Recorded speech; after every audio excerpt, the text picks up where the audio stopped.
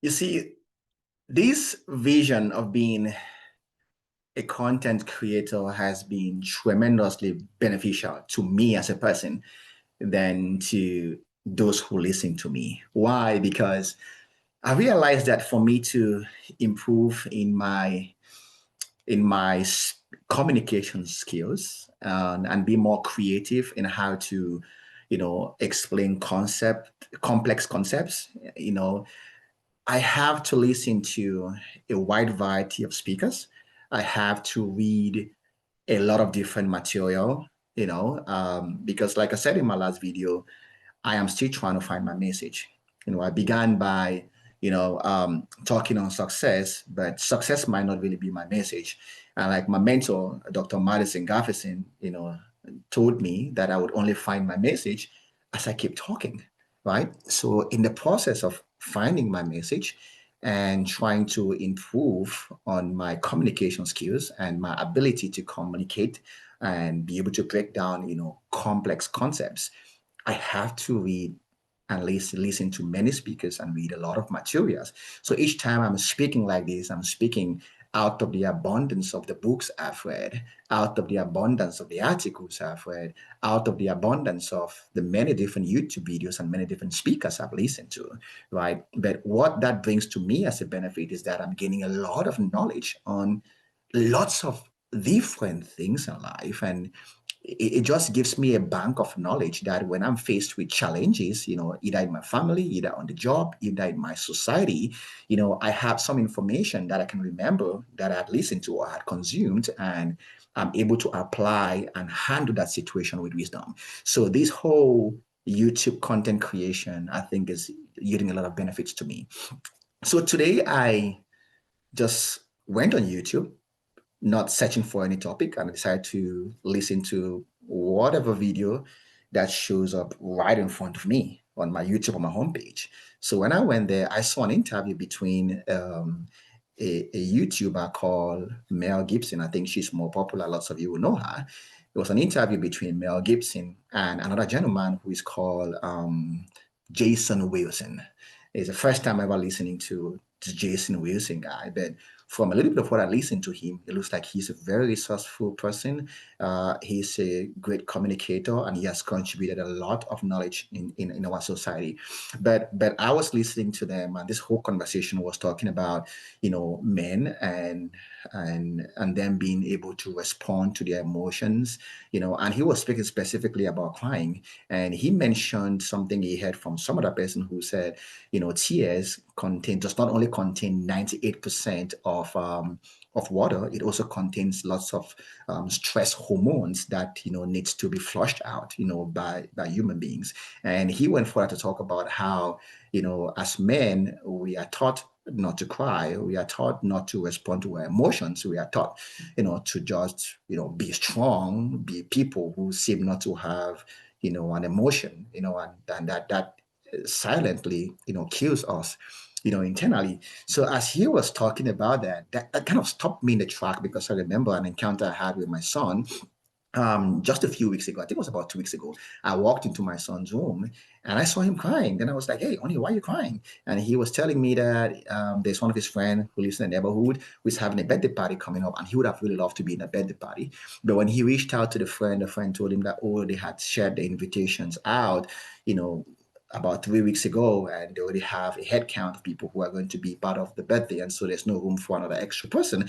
And my son was really touched emotionally by that, and it really hurt his emotions that he's not going to be there with his friends and have this celebration, and he was crying. So what was my response to my son when I saw him crying? I was like, "Hey, is that why you're crying? You're crying because you're not invited to a birthday party?" Then I looked at, I said, Oni, I looked at my son, I said, "Oni, look at me in the face. Look at me." I said, "Hey, have you ever seen daddy crying?" And he said, "No." I said, "So you cannot cry." I looked at him and said, "Hey, men are not built to cry. Men cannot cry." That's what I told my son. And I went for telling him that, hey, in this life, you're going to meet tough, challenging situations, and you can't be a cry boy. You have to stand up, put your chest up, and approach life. Men don't cry. That's what I was telling my son. So when I was listening to Jason Wilson, and I felt like, oh my gosh, I feel like I'm probably passing across to my son the wrong conception of who a man is. And again, I don't blame myself because that's what I also learned about who a man is by looking at the men around me, by looking at maybe my father, my uncles. That's the picture of a man. That's what I'm taught that a man should be. You know, and that's not far from the truth, because I feel like the general opinion is that men are built to be a symbol of strength, a symbol of courage, confidence, and hope, not only to our immediate family like our wife and our children, but we are built to be a symbol of strength, hope, confidence, to our parents, to our siblings, our extended families, our uncles, our aunties, our community, and even in the church. Majority of men are pastors, and pastors go sit in their offices, and they have a lot of Christians coming to them, pouring out their emotions, crying and explaining the tough times that they're going through. And the pastor, who most of the time is a male figure, finds himself trying to give them hope, trying to give them courage, trying to give them strength. But this same pastor, who is a man, is also beaten by life from many angles. Maybe also beaten by marital challenges, also beaten by his work, his job is stressing him up. Just maybe trying to provide for his family is also tough. Sometimes he's going to lose his job, and he's thinking about all the bills that are coming on. And sometimes he might have a death in the family. Maybe he's losing a brother who maybe have left behind, children, and he's thinking about how do we help these children to go to school, to also have their basic necessities? How do we run the funeral? How do we manage the family in general? And so you have all this stress that comes on a man. He's beating on the side by his own immediate family, his extended family, his mother, his father, his siblings, and also his walk, and also maybe he's a pastor by the church, and a lot is pouring down on the man, and he's just built with a general conception that he cannot cry. And so the man has a lot that is locked inside of here, and a lot of stress inside of here, and there's no exit to that stress. You come home, life is tough, and you have to be the symbol of hope, joy, strength, and courage to the home. And so you're putting on a facade in the home. You're smiling, you're laughing, out there in the community, in the church, because we've just been told that we cannot cry. And so we're denying ourselves of the permission to respond to our emotions. A man who cries is generally perceived to be a weak man. But at the same time, God built us with emotions for a reason. And so locking down our emotions and denying ourselves of the permission to cry when you feel like being cry, to be sad when you feel like you should be sad, can also be a silent killer. So I'm coming with this YouTube message today or video today, not with solutions to the problem, but I'm coming to solicit you all's help. I'm about to engage in a research. I'm about to listen to lots of speakers who have spoken about this topic. I'm about to engage in reading a lot of books and articles that I've been reading about this topic to gain knowledge, to number one, help myself as a man so I can get the right conception of who a man is. I can try to be a better man, and I can pass the right conception of who a man is to my son, so that he can pass that on to his own sons as well. Because if we all as men of this generation get it wrong, we are also going to pass the wrong conception to our kids, and they'll pass the same wrong conception to their kids, and the same pattern will continue. So we as men need to employ ourselves to learn what does it really mean to be a man, right? And be able to pass that on to our kids. So the questions that I'm going to be seeking answers to, which I look forward to your contributions in the chat, is, as men, when should we give ourselves the permission to cry? When should we give ourselves the permission to respond to our emotions? When should we give ourselves those permissions? And when should we, shut down those emotions and stand up and be the figure of confidence, courage, and strength that we are supposed to be to our family, our extended family, to our community, to the church?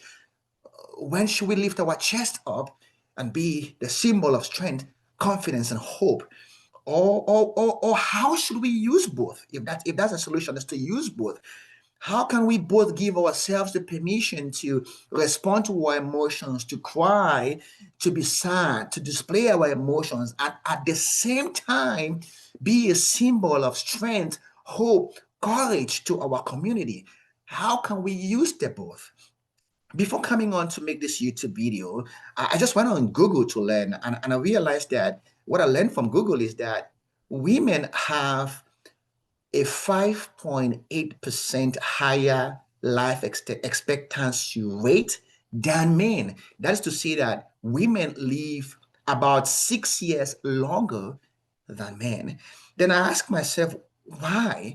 And I feel like one of the reasons why women have a longer life expectancy is because women allow themselves, give themselves permission to respond to their emotion. If a woman feels like crying, she will cry. They don't lock up their tears. She will cry. If a woman is sad, she will demonstrate that emotions of being sad. She will show you.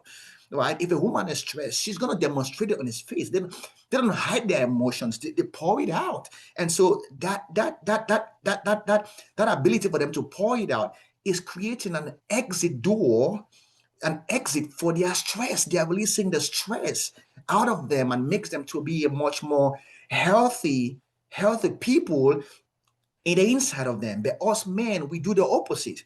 We lock up our emotion, we lock up our sadness, we lock up the stress that is going on in us. Life beats us from all angles, and we don't demonstrate that. We don't show it. We hide it on, we put on a facade and put on smiles and put on joy, even though that's not what is in the inside of us. So I'm coming to you, hey, men out there, and even ladies, hey, if you have advice to us, or our mothers out there, if you have advice, please put something in the comments. I'm getting into a research, and I want to take your own input as also part of the research. And maybe in the next video, I will make it might be a panel video at which I might have one or two other persons for us to talk about this topic and to shine more light on it, and suggest more solutions to help us, as men. So please, I really want your comments in the chat. I really want to hear your inputs, and it's gonna feed into the next video that I'm going to be making. And so, hey, thank you so much for listening. If you really like where I am going to with this, you like this initiative, you like the direction that this is going, please demonstrate that by liking this video. And please contribute to the topic. You can put something in the comments. I want to learn from you, right? And if you want to be in the loop as to the next video that's going to dive into the suggested solutions to these, please subscribe to the channel. Hey, thank you so much for listening. See you in the next one.